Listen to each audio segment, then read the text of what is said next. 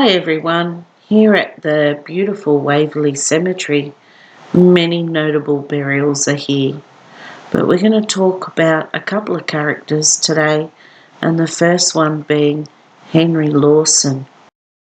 Henry Lawson, he was a short story writer and balladist, and he was born on the 17th of June, 1867 at Grenfell, New South Wales.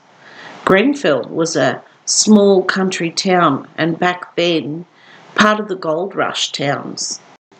Henry was the eldest of four surviving children of Niels Larsen, known as Peter Lawson. He was a Norwegian-born miner, and his wife Louisa. Larsen went to sea at 21 and after many voyages arrived in Melbourne in 1855, where he jumped ship and joined the gold rush. He and Louisa were married in 1866, and Henry, the surname changed to Lawson when the parents registered the birth, was born a year later, by which time the marriage was already showing signs of stress. The family moved often as Peter followed the gold rush around. But in August 1873, with the birth of their third child imminent, they finally settled back at Pipeclay, where they had started from. Peter took up a selection which Louisa managed. She also ran a post office in his name, while he worked as a building contractor around the Mudgee area. With Peter often away, Louisa was often lonely and vulnerable, and more responsibility fell on young Henry's shoulders. Young Henry was also a lonely child and didn't make friends easily, and was often the subject of bullies at school. In 1876, at the age of 8, Henry experienced an ear infection that left him partially deaf, and by the age of 14, he had lost his hearing entirely. However, his teacher was kind and did all he could for Lawson, who was quite shy. Lawson later attended a Catholic school at Mudgee in New South Wales, around 8 kilometres away. The teacher there, Mr. Kevin, would teach Lawson about poetry. Lawson was a keen reader of Charles Dickens and Marryat, and the Australian novels such as Marcus Clarke's For the Term of His Natural Life, and Ralph Boulderwood's Robbery Under Arms. An aunt had also given him a volume by Bret Harte. Reading became a major source of his education because, due to his deafness, he had trouble learning in the classroom. In 1883, after working on building jobs with his father in the Blue Mountains, Lawson joined his mother in Sydney at her request. Louisa was then living with Henry's sister and brother. At this time, Lawson was working during the day and studying at night for his matriculation in the hopes of receiving a university education. However, he failed his exams, and Lawson lived in a boarding house in the city. The boarding house was in William Street, and he also wrote a poem titled William Street. Lawson also spent time in Newcastle at the Wickham School of Arts, while working for the Hudson Brothers Branch Railway Workshops. He remarked that he haunted the School of Arts, still with an idea of learning before it was too late. At around 20 years of age, Lawson went to the Eye and Ear Hospital in Melbourne, but nothing could be done for his deafness. In 1890, he began a relationship with a Mary Gilmore. She writes of an unofficial engagement and Lawson's wish to marry her, but it was broken by his frequent absences from Sydney. The story of the relationship is told in Anne Brooksbank's play, All My Love. In 1896, Lawson married Bertha Brett, daughter of Bertha Brett Sr., the prominent socialist. The marriage ended very unhappily. Bertha filed for divorce, and in her statement, she said, "My husband has during 3 years and upwards been a habitual drunkard and habitually been guilty of cruelty towards me. My affidavit consists of the acts and matters following: that my husband during the last 3 years struck me in the face and about the body, and blacked my eye and hit me with a bottle and attempted to stab me, and pulled me out of bed when I was ill, and purposely made a noise in my room, and pulled my hair, repeatedly used abusive, insulting language to me, and was guilty of divers other acts to me whereby my health and safety are endangered. A judicial separation was granted and declared in June 1903. They had 2 children in that marriage, son Jim and daughter Bertha. Henry's mother Louisa, after family raising, took a significant part in women's movements and edited a women's paper called The Dawn, published in May 1888 to July 1905. She also published her son's first volume, and around 1904 brought out a volume of her own, Dirt and Do, a simple story of 18,000 words. In 1905 she collected and published her own verses, The Lonely Crossing and other poems. Louisa would have been a strong influence on her son's literary work in the earliest days. In 1890, Lawson worked in Albany. He then received an offer to write for the Brisbane Boomerang paper in 1891, but he lasted only a few months as the Boomerang paper was soon in trouble. While in Brisbane, he contributed to William Lane's Worker, a political paper, and he later angled for an editorial position with the similarly named Worker of Sydney, but was unsuccessful. He returned to Sydney and continued to write for the Bulletin, which in 1892 paid for an inland trip where he experienced the harsh realities of the drought-affected New South Wales. He also worked as a roustabout in the woolshed in the Terrell station. This resulted in his contributions to the Bulletin debate and became a source for many of his stories in the subsequent years. One of Lawson's most successful prose collection is While the Billy Boils, published in 1896. Henry was well known for his publications of short stories and ballads, all based on his life experiences. Some of his publications was Faces in the Street, poem, 1888, Andy's Gone with Cattle, another poem, 1888, Freedom on the Wallaby, poem, 1891, The Drover's Wife, a short story, in 1892, and one of his last publications was The Scots of the Riverina, a poem, in 1917. His main ruse was Banjo Patterson, who he competed against with his career, but he was very well known. In 1903, he bought a room at Miss Isabel Byers' Coffee Palace in North Sydney. This marked the beginning of a 20-year friendship between them two. Despite his position as the most celebrated Australian writer of the time, Lawson was deeply depressed and perpetually poor. He lacked money due to the unfortunate royalty deals with publishers. His ex-wife repeatedly reported him for non-payment of child maintenance. He was even jailed at Darlinghurst Jail for drunkenness, wife desertion, child desertion, and non-payment of child support 7 times between 1905 and 1909, for a total of 159 days, and recorded his experience in the haunting poem 103, which was his prison number, which was published in 1908. He refers to the prison as Starvinghurst Jail because of the meagre rations given to the inmates. At this time, Lawson became withdrawn, alcoholic, and unable to carry on the usual routine of life. It was in Mrs. Isabel Byers' home that Henry Lawson died of a cerebral hemorrhage in 1922. Even though he could not afford his own funeral, due to his popularity in Sydney, he was given a state funeral, and this was paid by the government. Lawson was the first person to be granted a New South Wales state funeral, traditionally reserved for governors, chief justices and etc., on the grounds of being a distinguished citizen.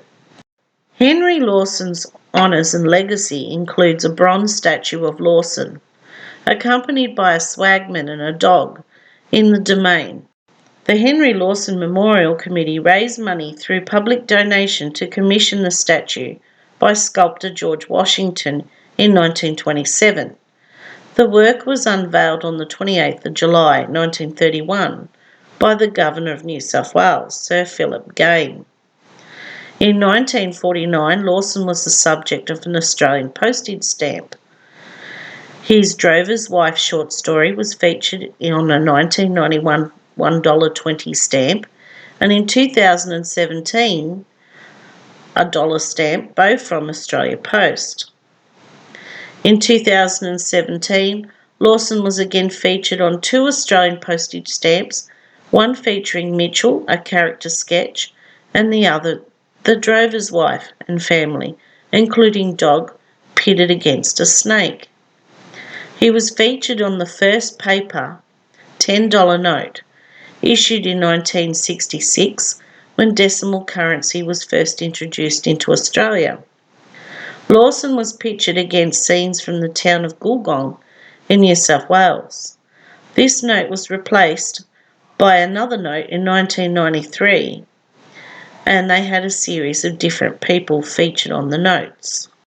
To commemorate Henry Lawson's birth town and his contribution to the arts, Grenfell hosts the annual Henry Lawson's Festival on the June long weekend. The festival promotes and recognises aspiring Australians in the artistic endeavours. In the main street of Grenfell, they have a statue of Henry Lawson in his honour. Entries are received nationally for verse, short story, painting and photography, and performers travel vast distance to participate in the festival year after year. Though you sing of dear old Mudgee and the home of Pipe Clay Flat, you were born on Grenfell Goldfield, and you can't get over that. Rest in peace, Henry Lawson. The next story I'm going to tell you about is a man called Robert Rice Howard, and he has an unusual story to tell. So listen on and I'll tell you about him. Robert Rice Howard was born in 1832 in Norfolk, England. In 1858, the 26-year-old, who was working as a coachman, like his father, married Jane Townsend, the daughter of a stonemason, in Charlton, now a suburb in southeast London. Robert and Jane welcomed their first three children in England, Mary Ann, Emily and Edward. In the 1860s, the Howards decided to emigrate to Australia, arriving in Moreton Bay in early 1866. After the birth of Fanny in Brisbane, the growing family moved again, leaving Queensland for New South Wales, where they were soon joined by sons Sydney and William. Howard was apparently a tall and good-looking man who passed for an Adonis amongst the crowd, and was allegedly the preferred coachman for Government House. Some newspaper articles even claimed Howard was called upon to drive for His Royal Highness Prince Alfred, Duke of Edinburgh, during his visits to Sydney, but this was never proved. Howard must have thought he had a good life, working as a very popular coachman, and he had a lot of love for horses and had been around them all his life, until a horrible accident happened where he resulted in the loss of his nose. Therefore, afterward, he was called Nosy Bob, and he pretty much didn't have much work after that, as people didn't want to hire a coachman with a disfigurement that horrified them to look at. There are many accounts on how he lost his nose, and Nosy Bob claimed it was in a horse kick to the head. But afterwards, after work dwindled, with 6 kids to support, he felt desperate. He needed the money to fend look after his family.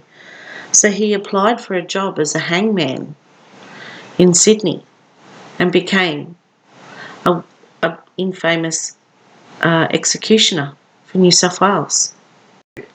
By Nosy Bob's own admission, he said, "I used to drive a cab, and I was always amongst horses as a boy. But although I had a good turnout and was always well dressed, I found that the public, ladies in particular, objected to engage me owing to this disfigurement, which I had suffered through an accident with a horse. The post of assistant executioner became vacant, and I applied for it and got it. I had no idea then of becoming the principal, but that fell to me in due course." Nosy Bob started his career as a hangman in 1875, but it was not published in the New South Wales government until 1896 and the public service list until 1897, creating some confusion around the dates of his first work on a scaffold. There was a big stigma attached to the role of a hangman, but he wasn't ashamed of his role, and he once told he took the job and was not ashamed of it. He explained he was a comfortable man who could support his children. They were all clean, well-read and well-mannered, and that he had good as a garden as there is anywhere. Despite a happy home life, the task of an executioner took his toll. Howard, like many of his predecessors in the role, was known to drink, and although he never appeared to be drunk on the job, his drinking was reported as early as 1870s, and by the mid-1880s, his problems with alcohol were widely acknowledged. It had to be admitted, Robert usually gives way to drink and may often then be seen, clad in the strictest black, helplessly clasping a lamp post. Howard at this time was battling public revulsion and private loneliness. His wife of almost 20 years died at home aged 42 on the 22nd of August 1878. It was suggested that Jane died of shame, that being married to a hangman who was constantly insulted and taunted was more that she could bear. Her death certificate, however, says that her cause of death as disease of lungs and pleurisy. It's also been suggested that his 3 beautiful daughters were condemned to lives of lonely spinsterhood, because as the story goes, no suitor was willing to suffer the pain of having a hangman as father-in-law. Yet Mary Ann married an Edward Hawkins at the registry office on the 20th of May 1879, and Fanny married a Harry Bournethorpe at St Peter's Anglican Church in Darlinghurst on the 4th of April. Emily Jane died from heart disease on the 20th of December 1880 when she was only 18 years old, and at least 2 of Howard's 3 sons also married. Nosy Bob also during his career as an executioner witnessed some scientific developments designed to improve the process of hanging. An official table of drops was created in 1888 and updated in 1892. These tables, an improvement on the standard long drop of 8 feet that had been determined in 1880, took some of the guesswork out of hanging by listing how far a felon had to fall based on their weight in pounds to facilitate a dislocated neck as swiftly and cleanly as possible. Nosy Bob's career lasted from 1875 until 1904, and in that time he hung 61 men and 1 woman. That toll included murderers, rapists, amateur abortionists and bushrangers, Jimmy Governor and Captain Moonlight. He also hung Louisa Collins, the 41-year-old mother of 10 children, who became the first and last woman hung at Darlinghurst Jail in New South Wales. Louisa Collins, known as the Botany Murderess, was hung as she was accused of poisoning one of her 2 husbands with arsenic. Though his profession was revolted by many thought Howard as a quiet, inoffensive man who was ever ready to give his might towards the assistance of any case of distress or to do a good deed for any of his fellow men. It was, however, noted upon his retirement that Robert Howard's work of late years has been fairly well performed, but at times there was recklessness about it which caused extreme pain to the public and the hanged. After his retirement, Howard continued to live in his modest timber cottage in North Bondi on Brighton Boulevard, just off the modern-day Campbell Parade, where he moved in the 1880s. He still liked to drink, and he famously trained a horse to carry a billy and make the return trip from his home to his local establishment. The billy carried a sixpence there and a beer on the way back. His short retirement was quiet. He spent time with his family, he looked after his animals, and he tended his garden. Howard also spent time fishing, having developed a reputation for being very good at catching sharks. Robert Rice Howard died of endocarditis and senile decay on the 3rd of February 1906 at the age of 74, less than 2 years after retiring as an executioner. All of his surviving children received blocks of land on his death. Nosy Bob remained a firm feature of popular culture in New South Wales long after his death. Like the famous English hangman Bull and Jack Ketch, Nosy Bob became a byword for an executioner in Australian cultural references for many years. Finding out about Nosy Bob's story fascinated me. It would have been horrible for him back in the 1800s, having a large family to support, having a disfigurement that repulsed many, and it would have caused a lot of depression, a lot of loneliness, and also the toll of seeing people's last moments, of the fear in their eyes, and hearing some of their deaths as they were slowly strangled or if they were quickly killed. But I hope you enjoyed the story as much as I did, and all I can say, I have a lot of respect for this poor man. I hope he's resting in peace.